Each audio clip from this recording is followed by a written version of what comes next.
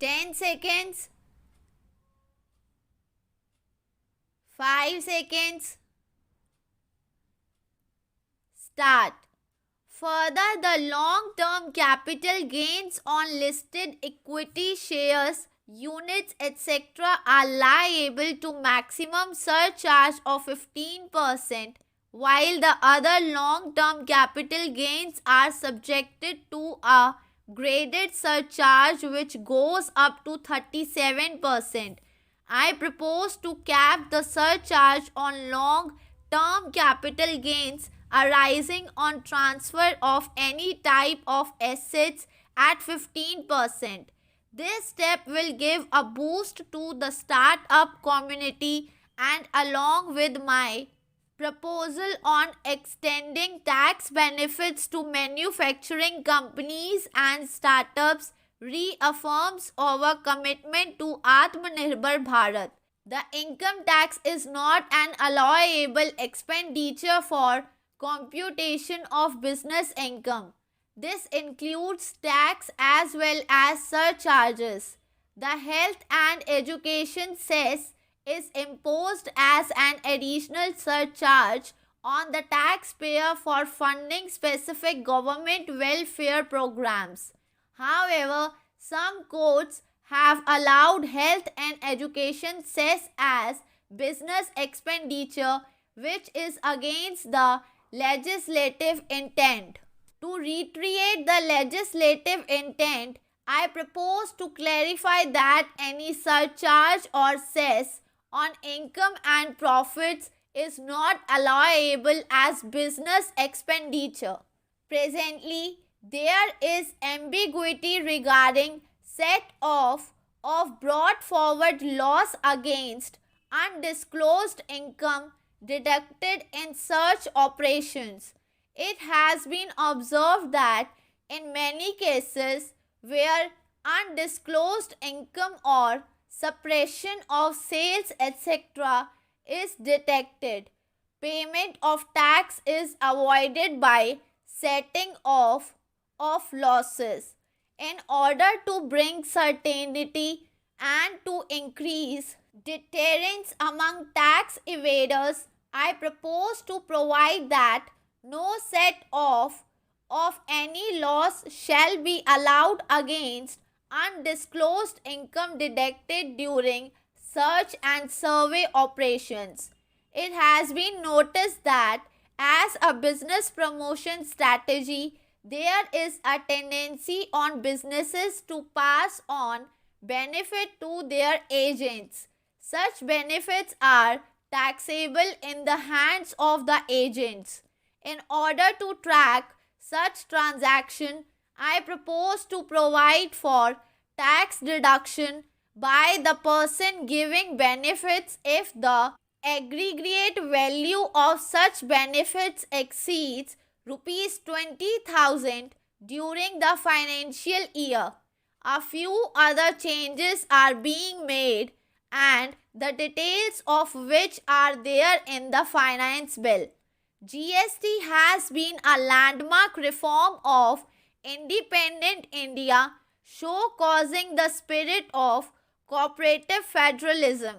While aspirations were high, there were huge challenges too. These challenges were overcome deftly and painstakingly under the guidance and oversight of the GST Council. We can now take pride in a fully IT driven and progressive GST regime that has fulfilled the cherished dream of India as one market, one tax.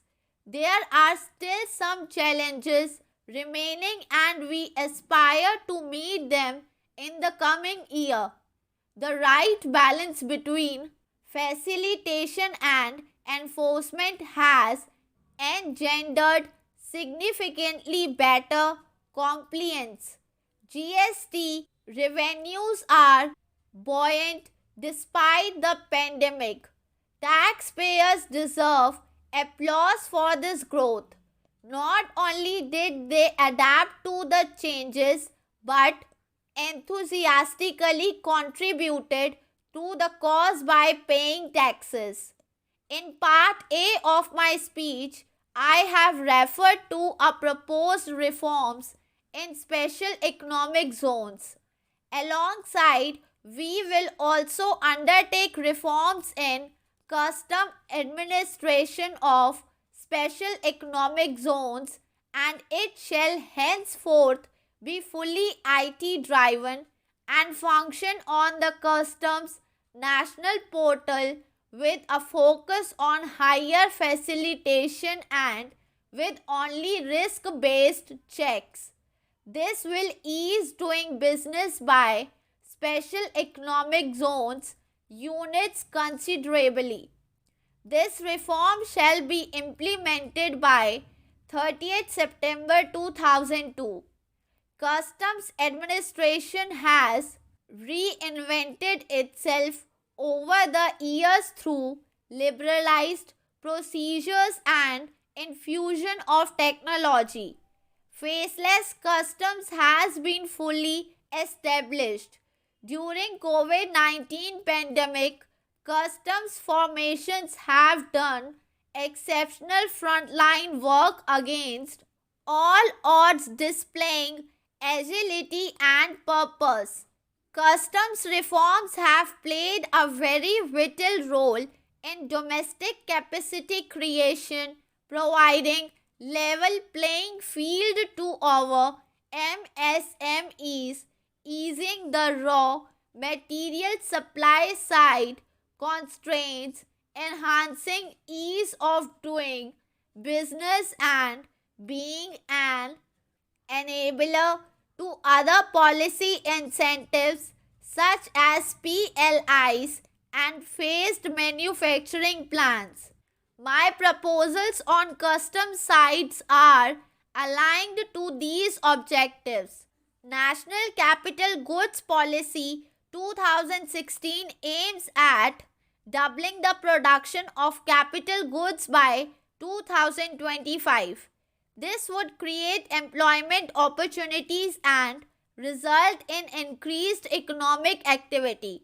However, several duty exemptions, even extended to over 3 decades in some cases, have been granted to capital goods for various sectors like power, fertilizer, textiles, leather, footwear, food processing, and fertilizers. These exemptions have hindered the growth of the domestic capital goods sector. Similarly, project import duty concessions have also deprived the local producer of a level playing field in areas like coal mining projects, power generation, transmission or distribution projects, railway and metro projects. Our experience suggests that reasonable tariffs are conducive to the growth of domestic industry and make in India without significantly impacting the cost of essential imports. Accordingly, it is proposed to phase out the concessional rates in capital goods and project imports gradually and apply a moderate tariff of 7.5%. Certain exemptions for advanced machineries that are not manufactured within the country shall continue.